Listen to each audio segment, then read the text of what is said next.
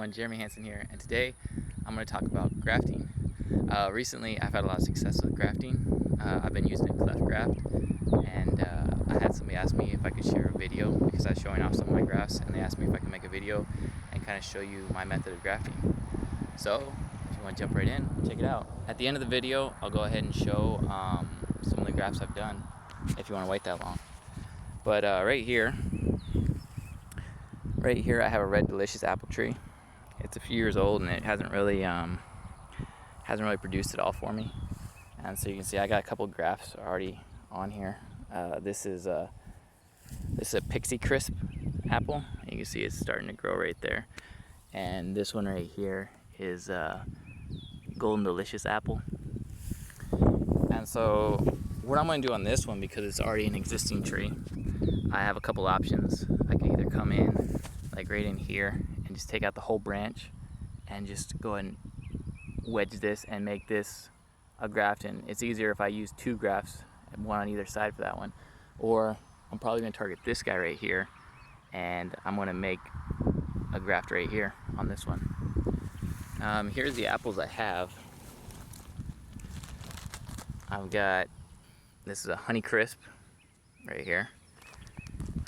This one is a Wolf River, and then this one's a Pink Pearl, which I'll probably do the Honey Crisp on this one because I have these other two grafted to another tree. I kept these in case I failed on those grafts, but they appear to have taken, so I'll probably use the Honey Crisp on this one because I've just grafted this to its individual tree. And these, what I did with these is I stored them in a plastic bag inside the refrigerator. I keep these in a mini fridge, but I put them in with a rag. I've seen them without a rag, and as long as the bag's moist. And so this one right here is my Honey Crisp, and these are the tools I'm going to use. I've got my clippers here. I've got, for marking, I like using the little tie tape. I got parafilm. If you have a chance, I think I've seen buddy tape works a lot better than parafilm, but it's what I have. I didn't want to invest in something more expensive until I figure out how to graft. And this is splicing tape, and this is electrical tape. Now, with the electrical tape, this is just simply to hold the end of the parafilm, because I've had a hard time with the parafilm coming unraveled on me after I graft it. And this splicing tape right here, I'll see if I can find the box for it later so I can kind of show what it is. This is really nice because it's not as sticky as the electrical tape, but it's very stretchy, and so you can really use it to cinch down on that graft. So what I'll do first here is I'll come in here. I really don't worry too much about the width of the graft because I only worry about lining up one end, so I just kind of find an area I like and I cut it flat. So I just cut it flat like that. And then I just use like a little drywall knife because these are like razor blades. They're super sharp, and the sharper the better, so you gotta be careful with these. This is a newer one, but you want to make sure your blade's sterile when you do this. And then when you do this, you just line up on the middle here. Let's see if I can get in there. See, I got the middle right there. Just line up the middle and you just rock it back and forth.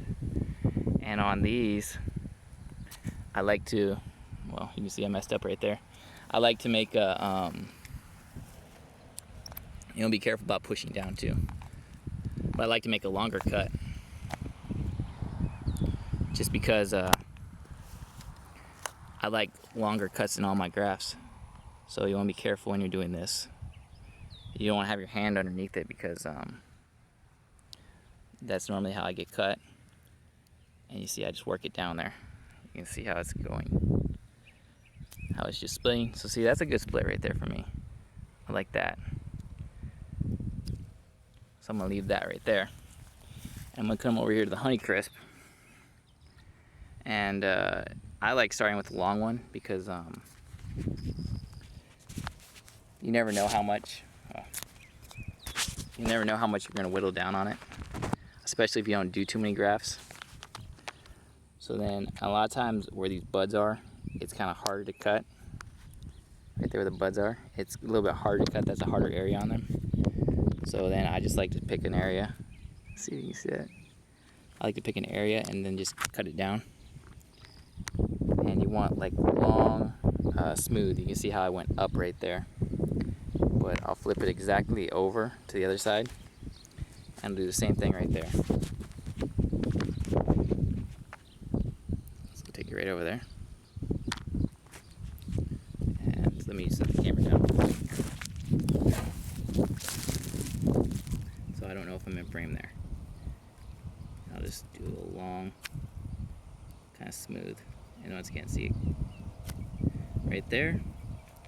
And then I do the back side. I'm going to go right over the bud. And I'll smooth it out here. I'm cutting a little too deep, that's my problem. And it doesn't matter how many cuts you do, you just don't want to whittle it all the way down. So see, that right there is fine. Not as long as I wanted, but that right there will work. You can see it's nice and flat right there. It's not jagged. It's very, very smooth cut right there. And that's what I'm looking for. So then what I'm going to do, let's see if I can get it in focus here, is I'm going to take the parafilm.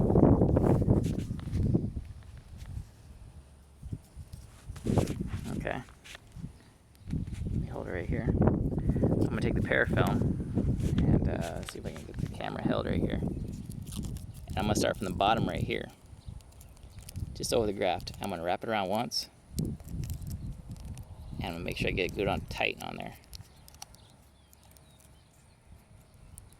I'm just going to keep going around it. See if we got focus. There we go. Until I get to the top. So once I get to the top, so I say I like to fold it back here, and this is where I like to use the electrical tape. And I just like to put this top, drop the camera there. I just like to put this top in and just tape it. See if I can find the end tape right there. Now I'm sure people recommend not doing it this way, but if it works for you, it works for you. So I fold that down and I try not to cover any buds.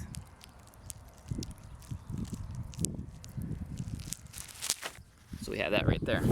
So I leave the top bed open so I can push through, and I basically just have that end tied down. So then what I'm going to do is I'm going to come back over here to where we made the cut. I'm going to stick it in here, and you see how much bigger that is than our graft right there. And you can see I lined it up on the side closest to me right here.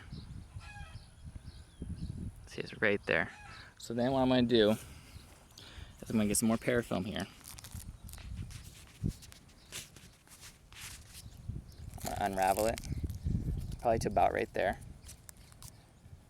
I'm going to get it like that. And I'm just going to make sure that I don't cut I'm going to make sure I don't have my finger underneath it, so when I cut, I don't cut my finger. That comes with that came from learning the hard way. So then, I'm just going to take it, put it on there, I'm going to wrap it around. If I can get it started here.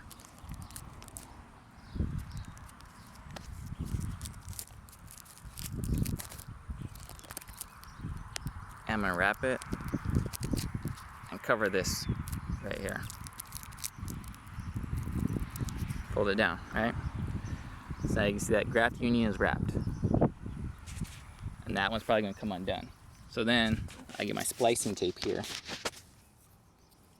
And I unwrap it. I'm going to take about probably that much. It works better when it's warm. And they say the art of grafting is taking a dormant scion and grafting onto non-dormant, onto a non-dormant tree. So I'm just doing the same thing with this, only I'm pulling this nice and tight. So what this allows me to do is allows me to really cinch down on that graft. Hopefully you can see it. And let me go and do that a little bit more there, because I want get that tighter.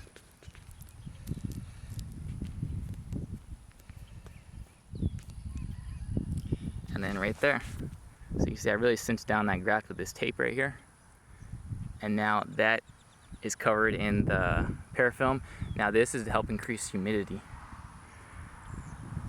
So the wind or something doesn't dry it out too much, the sun. They say heat is a big problem for grafts. So then, the last part I'm going to do is just, I'm going to label it real quick, and let me pause it real quick for that. Okay, and right there, I've got a tag on it now. So now I just kind of wait and see this. You see how that's kind of coming up right there. I'll probably tape this down a little bit better, because this like to come unraveled right there. But let me show you a few others. I've already shown you this one right here. It's about to take off. And I'll show you the apple trees, because I'm already out here, and then I actually have some really good grafts going in the back of the orchard.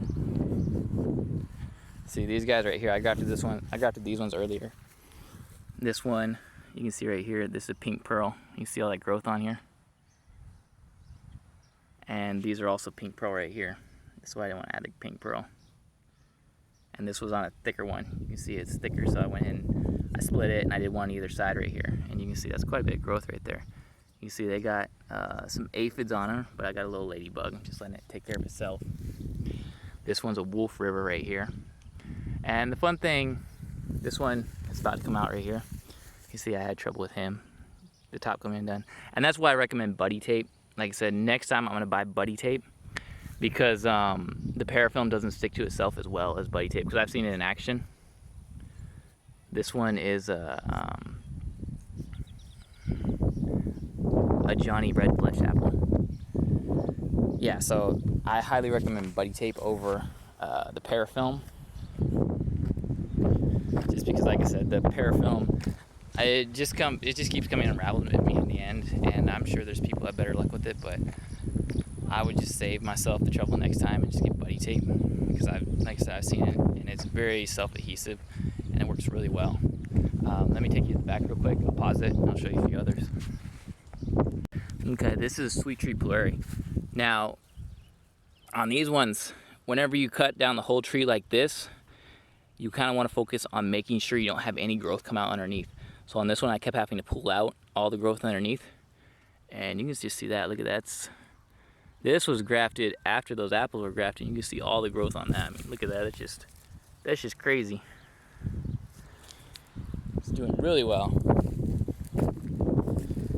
And this guy right here, he's coming out right there at the bottom. This, I believe, is a beauty plum. Yep, beauty. So he's coming out slowly. And so because of this, I actually let rootstock grow out now. Before, rootstock was a bad thing, but if I notice the tree's struggling, sometimes I'll just let the rootstock grow out so I can just graft it. This pear tree, I've grafted this guy like crazy. I haven't even looked at this one yet. This is the Max Red Bartlett. And this one is the Bartlett Sensation Red. So the really cool thing about this is, I mean, you can get varieties that you can't normally get and test them out. Look at this. This is a Monterey Pear. You can see all the growth right there. And these are Bartlett right here. He's slow to come out. And where is I got some other Monterey Pears. Oh, in fact, this is one guy right here.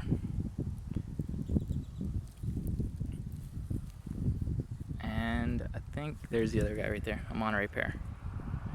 Doing really well. The Bartlett, you can see he's starting to push out right there. This guy's starting to come out a little bit right here. And then I also have a